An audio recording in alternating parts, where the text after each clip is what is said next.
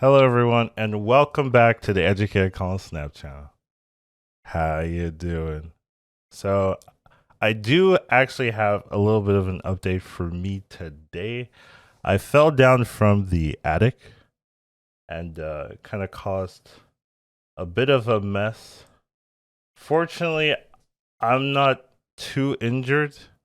My leg hurts a little bit, but it wasn't the worst thing in the world. So I might have some issues, I would say, in terms of like finishing things up for this week. So if I'm like out for a day or something like that, that's probably related. But generally, I'm not too harmed. So don't be like, oh, I'm dying or anything like that. I'm pretty fine, as you can see. Just made a pretty big whoopsie.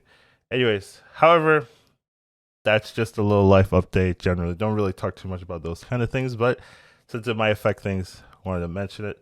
Today, we're going to be doing something a little bit more tame. I wanted to talk about some of the data mines, some of the cards in data mines. Haven't really done that. And I definitely know it's a pretty popular subject. People definitely want to know some of the new cards coming up.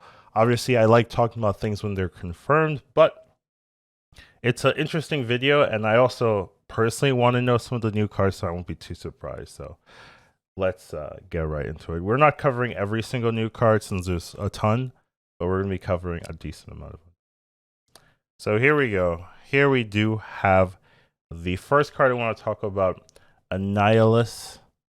Definitely a pretty powerful card. I wanted to kind of give them a rating, but I thought that might be a little bit too awkward. I like the clean format that I had set up here.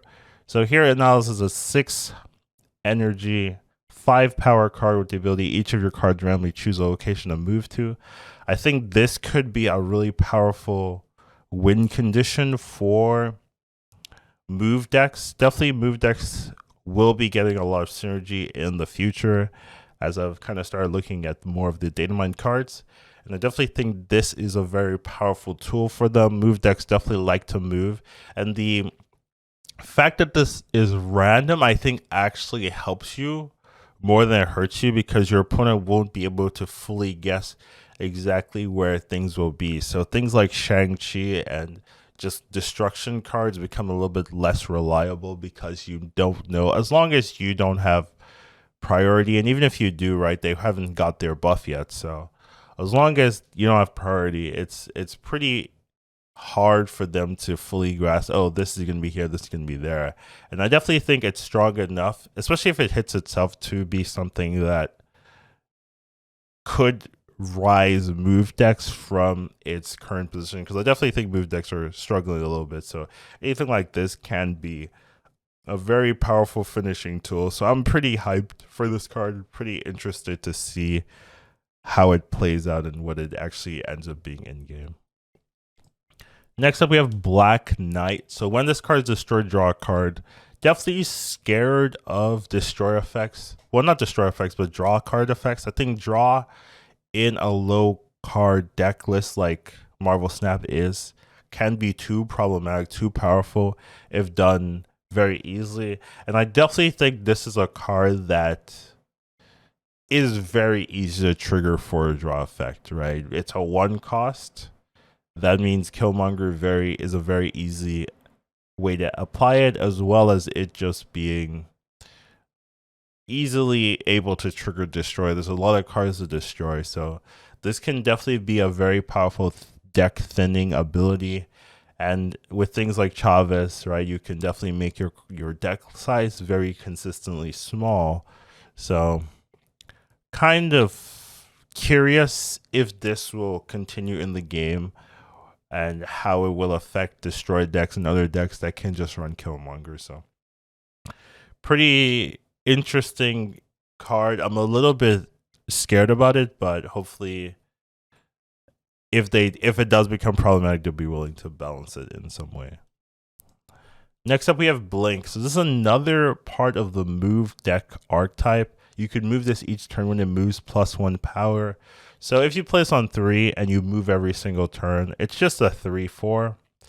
So that's not very impressive. And even if you find a way to like Iron Fist it or something, right? Like it's gonna be like a 3/5, and really none of that is that great. I think what's really powerful about this card is the ability to move every single turn, meaning that this is a card you can't really know where it's going to end up, or at least your opponent won't know where it's going to end up.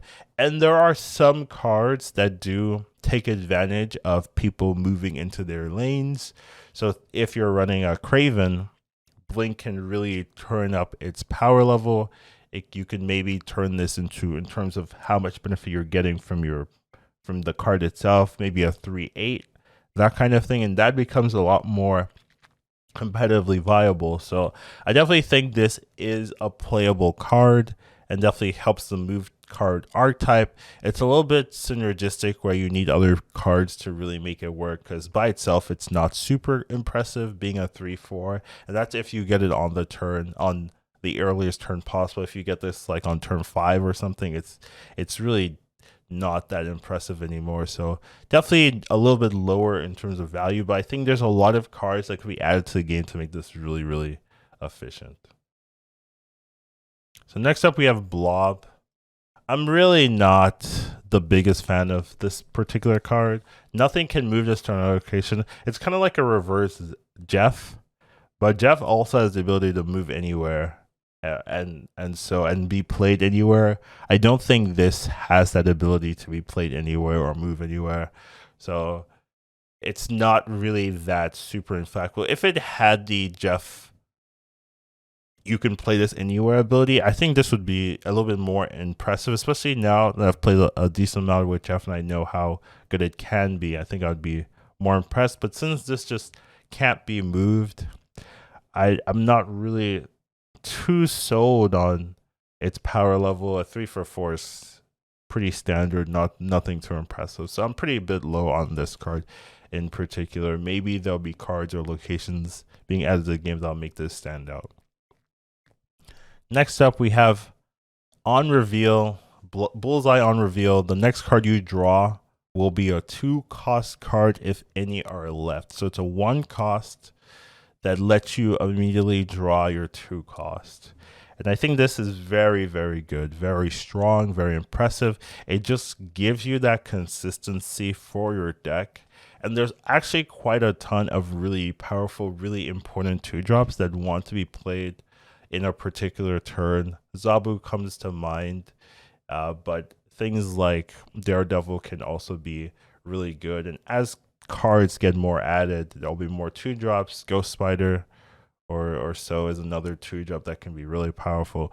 So just gives you that consistency. You're going to get a 1 that always gives you a 2. So if you play this early, you've gotten the flow of your deck to work out in your favor. So I just think this is a card, a 1-drop that can be very used, very played. I think this will be a really powerful staple in a lot of particular decks if it does come out in this fashion. So this is a card I definitely have a thumbs up. Definitely will be looking out for to see how it gets revealed. Next up, we have Elsa Bloodstone. So it's a 1/1. At the end of each turn, if you're winning this location, +1 power. This kind of gives me like Nebula vibes, but like fairer, I guess. Where it can trigger the first turn, so you can make this a 1/2. But even a 1/1/2 is like not the end of the world. But then you want to make it at least a 1/3 or 1/4.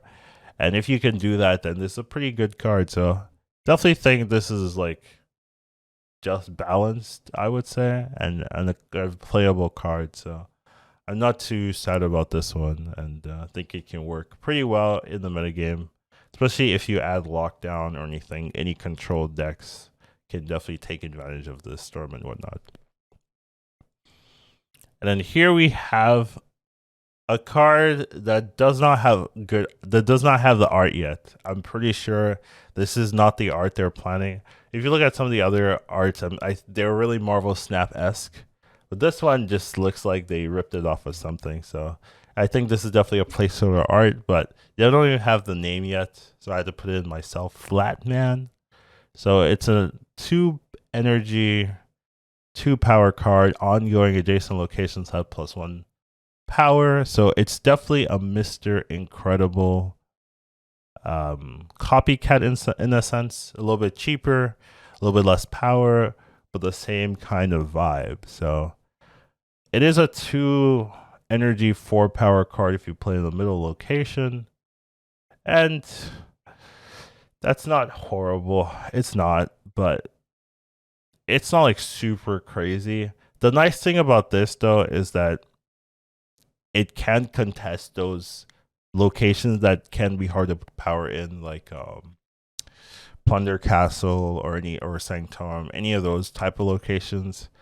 If you win by 1, you win. So this could actually end up being a pretty relevant card in the meta, just because being able to put 1 power in a location that your opponent can't contest can just be something annoying that your opponent has to now deal with and hope they have an answer to. So I actually think, even though it doesn't look fancy, it could definitely be way better than you're thinking, because you're only investing 2 energy to fully contest some of those uncontestable locations. And that is just very, very strong. So this might be the silliest looking card, but maybe has one of the bigger impacts in the meta. So surprisingly, I'm like into it.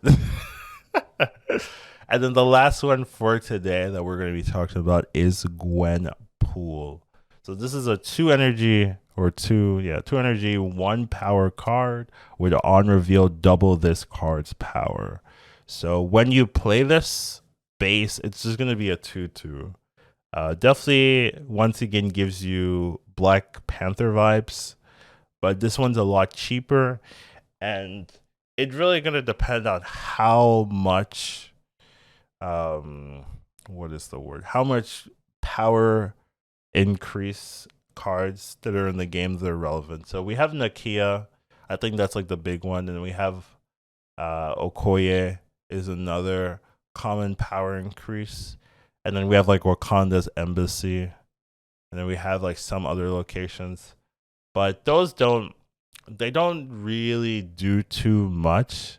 Let's say you turn this into a 2/3, right? And you place a 2/6, which is better than Lizard, but is it worth all that effort? I don't know, right? I'm not sure that's worth the effort. So right now, in terms of viable decks, I'm not really seeing a lot of viable decks for this card, but I think if more cards are added to the game that can increase power stat lines, which I think is something that's kind of missing a lot in the game, this could definitely be something that is super relevant. You can always do something like Wong and Gwenpool, right? That could definitely be a pretty powerful synergy if you have the right setup. So there are some synergies here, but currently I think it'd be a little too awkward to make it work. So those are some of the new releases that I did want to talk about. We'll definitely be doing more as time progresses, but what are some of your thoughts